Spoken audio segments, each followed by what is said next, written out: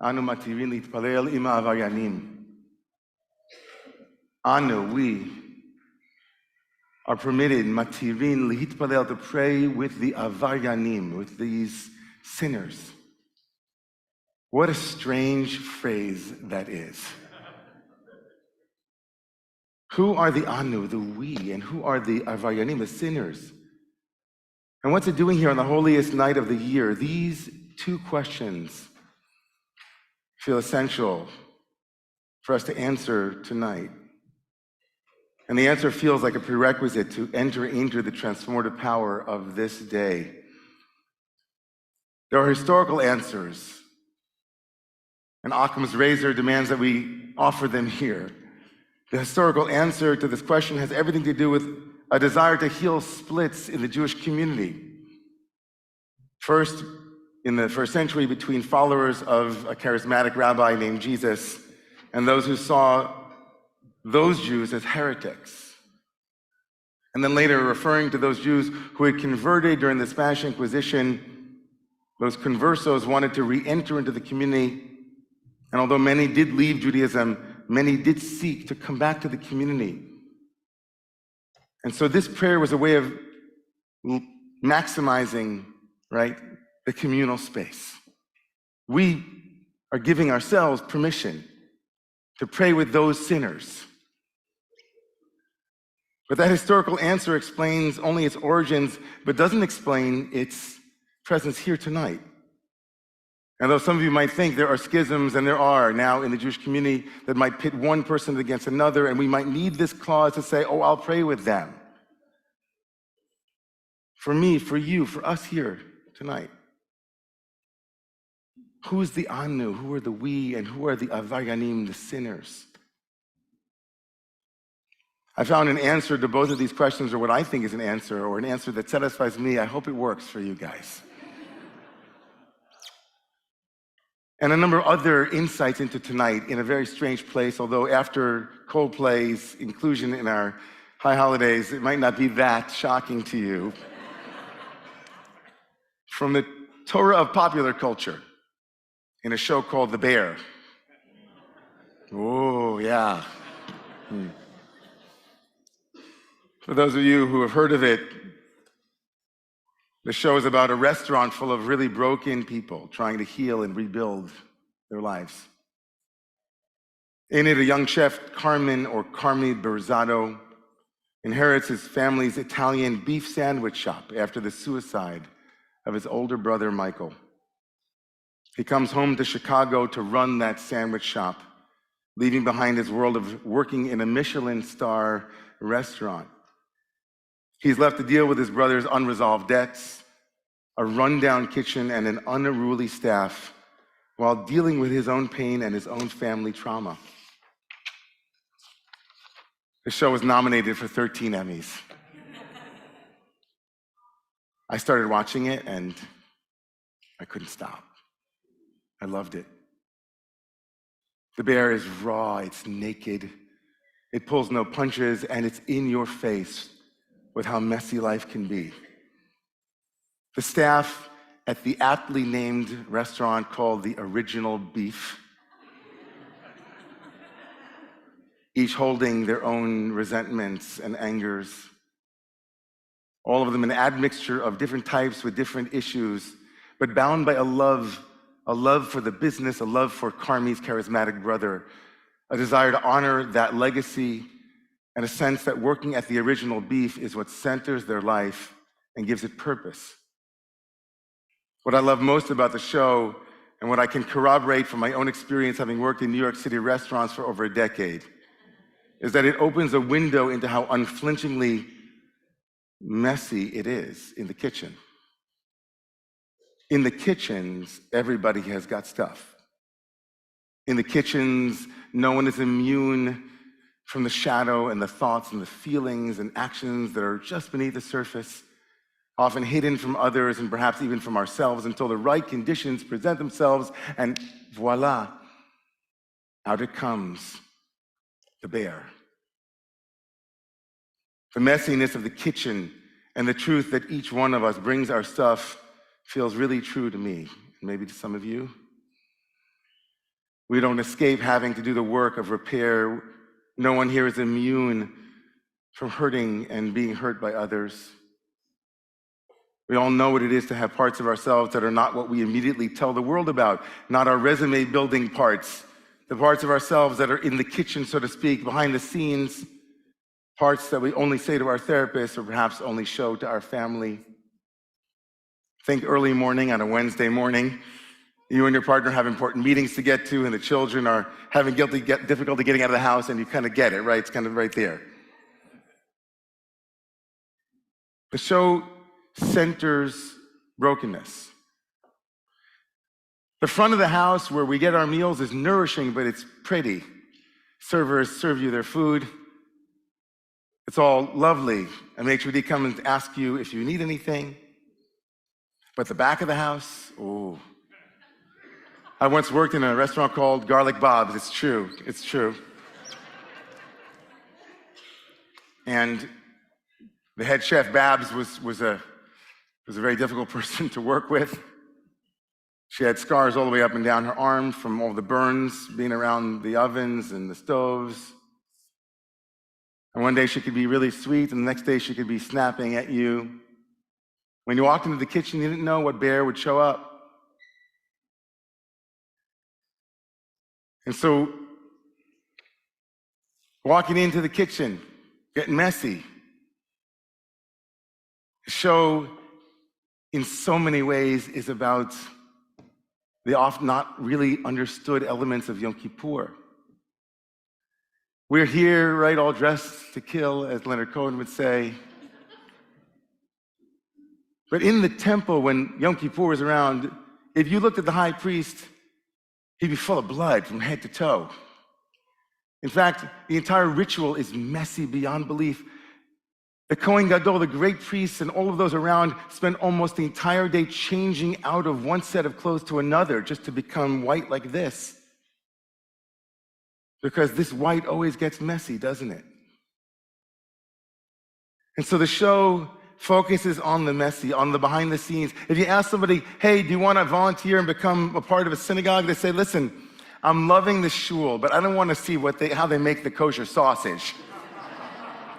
Right? I mean, right? No, don't put me in the kitchen. Don't put me in the kitchen. No, I don't want, no. I just want to look at the dish, not what went into the dish.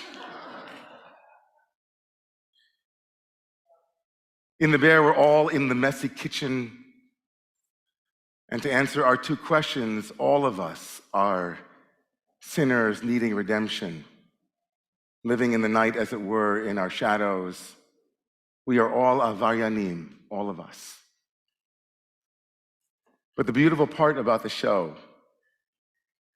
and the answers it offers to what is really happening on Yom Kippur is it just to show us the deep wounds and the wounding that each character creates, but it offers a path towards redemption and healing and release.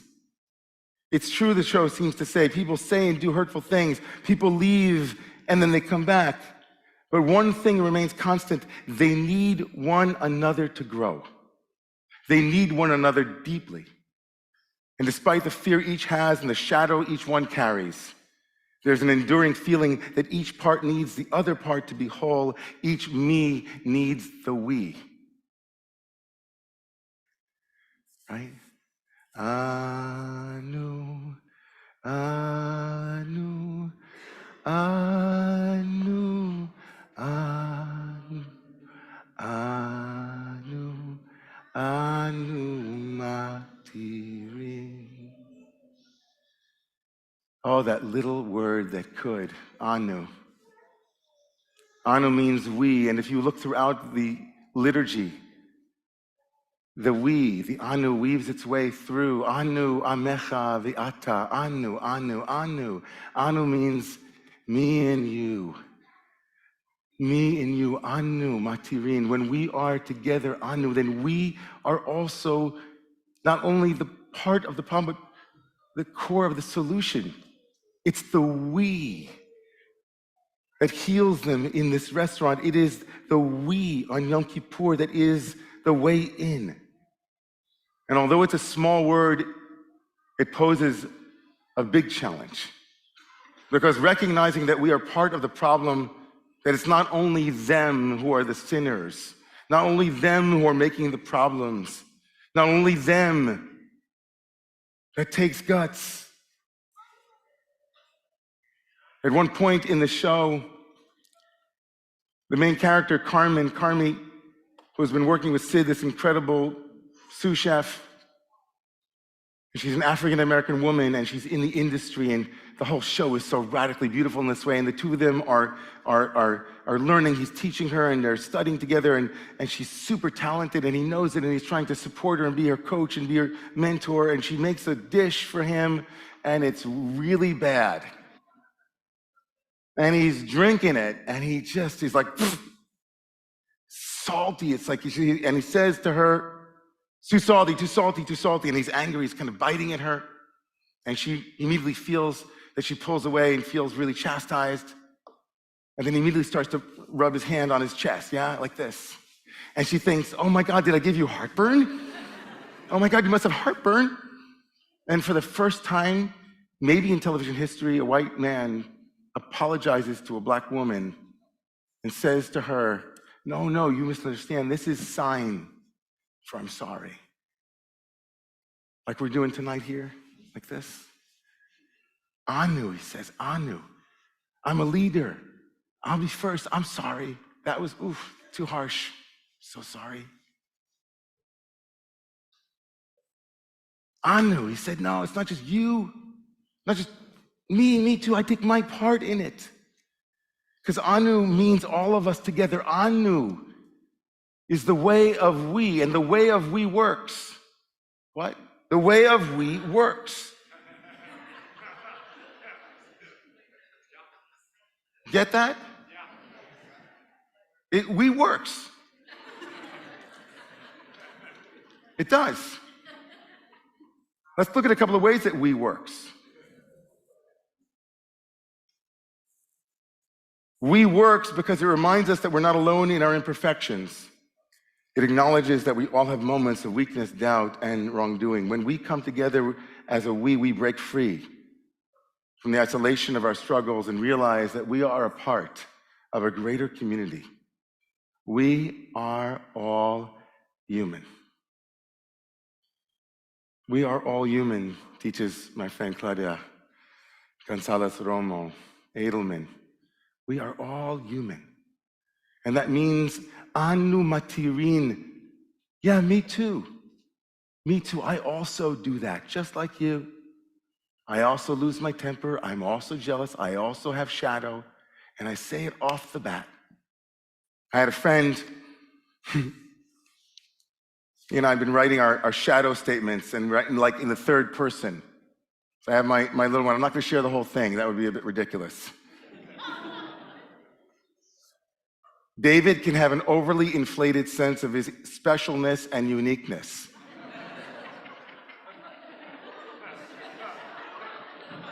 As a cover for his belief that he is actually worse than others. He can often make plans and fail to execute them. That's enough.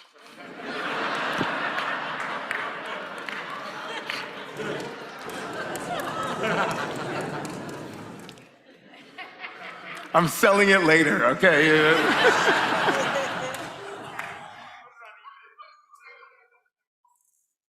The truth is, for those who know me, it's not that big a surprise, so. Even if you've broken your vows 1,000 times, come again, is the way that we begin. Throughout this 26 hours, we come in and don't celebrate our achievements, but all together say those words, anu, anu, or nu at the end of a word, echatanu. How messy is Yom Kippur? How messy. We're in the kitchen. So we pray anu tonight, and throughout the day, our differences and the divisions are true, but we find solace and healing in the we that we are because we works. In hundreds of churches and synagogues each day, anu, we works in 12-step groups and in recovery circles. In each of those places, you can find the bear and its effects. I vividly remember sharing a personal piece of my own shadow with my Rabbi, Reb Zalman Schachter Shalomi of blessed memory, and in his warm, loving eyes, I saw love, not fear, acceptance, not shame. He told me too, he said, and that healed. Anu, we works, because our life's flourishing and mastery depends on seeing what is unknown and invisible to us. Carl Jung, the Swiss psychiatrist, called this the shadow. We call them our blind spots. On Yom Kippur, we come together as a we to pray with the sinners because we need each other to see what we can't see alone. We need our community's collective wisdom and compassion to help us confront our shadow selves, our anger, our hurt and jealousy. I was privileged to begin reading a book by my friend Scott Osmond and his colleague Jacqueline Lane here tonight, who wrote it together with the coaching guru Marshall Goldsmith. It's a book called Becoming Coachable. And they describe 4 elements of an openness framework: being open to change, open to feedback, open to taking action, and open to accountability. The we can offer us feedback that we can't get in other places. We need Anu because we works. We can't become all that we're meant to be unless we have others showing us what we can't see. We can't be fully me when we can't see. The great Alan Liu wrote, every year just before Yom Kippur, I make a concerted effort to speak out the shadowy contents of my heart to another human being. I usually find myself speaking of things I've thought of 1,000 times before, of my anger, he writes, of my obstinacy, of my refusal to give up grudges I hold against people. He said, I know these things as well as I know the back of my own hand. I have thought these thoughts 1,000 times before, and still to get them out makes a tremendous difference. I often teach that at wedding ceremonies that I grew up in, there was a circling of the bride, and in ceremonies that I now do, there's a circling of the lovers. And I tell couples, the Hebrew word panim, which means face in Hebrew, has a numerical value. Each one of the Hebrew letters is a number in Hebrew. And the word panim, which means face, has a numerical value of 180. And so 2 faces make a full circle. I need you, as the Torah tells us, I need you because you go here where I can't see. You're my eyes. You show me my blind spots. Anu works because without it, we can't become who we're supposed to be. Anu works. We works. Because tonight, it's not just our own shadow that we include, but also a transgenerational Anu as well. We believe in our tradition that each and every Yom Kippur, all of our ancestors have shown up here tonight, and they'll be with us throughout the next 24 hours. We are born into shadow. We are born into elements that need healing and that need visibility, that need light. Anu works because we bring all of that pain forward, as if the sparks of ourselves, in the words of the great Satmar Rebbe, Rabbi Teitelbaum, the sparks of ourselves that we have repressed and thereby distorted, cry out to us on Yom Kippur from generations, please raise us up, reintegrate us into your being, bring us into the we that you are. Anu, we, works. And the last way that we works is one that is so vital at this particular moment, I think, in Jewish history. We works because it points away from ourselves and our own obsessions with the I and towards a much greater we, a much bigger North Star. It's something profoundly important to be able to know that an Anu is the sum total, but greater than all of the parts here. There is an Anu that transcends me and you and becomes a we. That we was the people. It's the we that brought together a radical group of people to reclaim a small piece of land in the Middle East as a homeland and a refuge for the Jewish people. A we that transcends partisan divisions and ideologies to do what's right for the sake of the we. We works because anu, we are we. In the same way, our ancestors found a way to pray a prayer that would include everybody under a much bigger umbrella, anu. Anu matirin. How might we ascend to that place of anu that could include a much broader swath of people, transcend divisions and differences in order to be anu again? I watched a video of James Baldwin, the great African-American activist, who was saying, you know, love has always been an unpopular movement, he said. Love has always been an unpopular movement, he said. He said, people walk around, he said, walk around on the street, he said, look at people and say, that is me. That's me, that's me, that's anu, that's not. Relationship, bridge building, a willingness to try at all costs to not separate ourselves, no matter how justified we feel, from the other. We may fundamentally disagree with others, but we will find a way to remember our common humanity, our shared earth, our shared America, our shared family, our shared Israel. That's the anu. Anu matirin, anu frees us. So we recognize that we are the avaryanim. And we come into this space and we say, not them, but me too.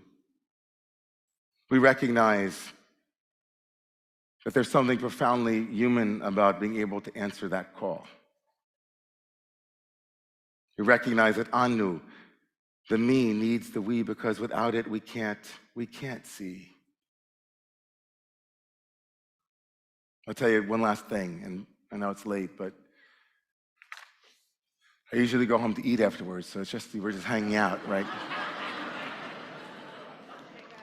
I mean, really, I hope no one's, reservations. It's, where you go.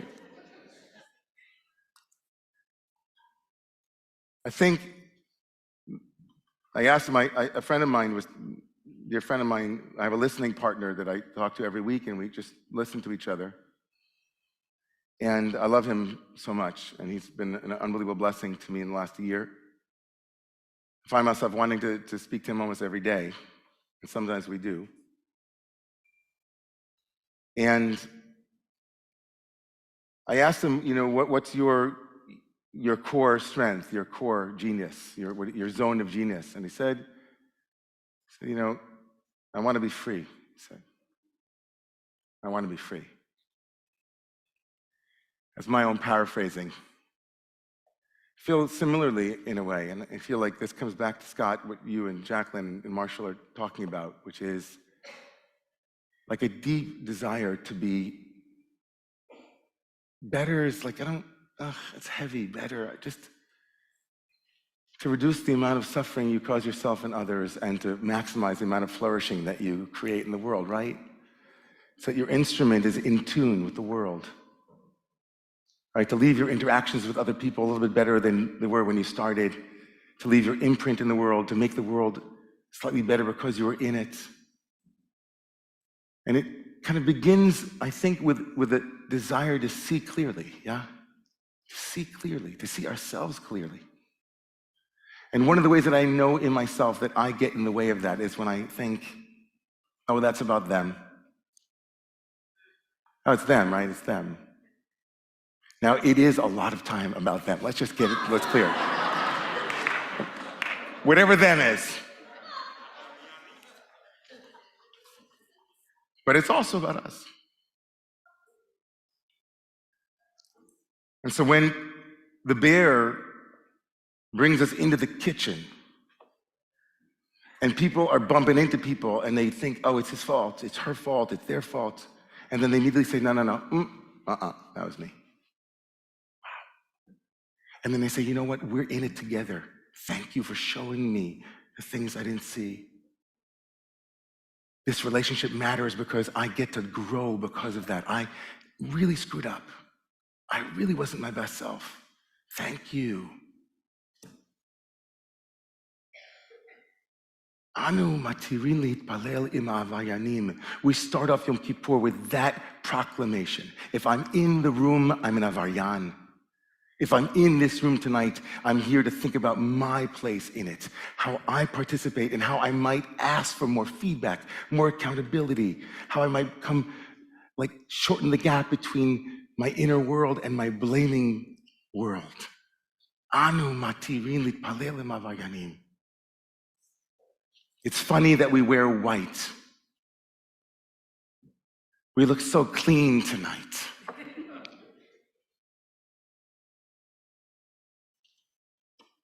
We wear these white garments as a way of saying that if our garments are soiled, im yu chata'echem kashanim, says Isaiah, if you will be sinful in the way of crimson and red and blood, may it be cleansed.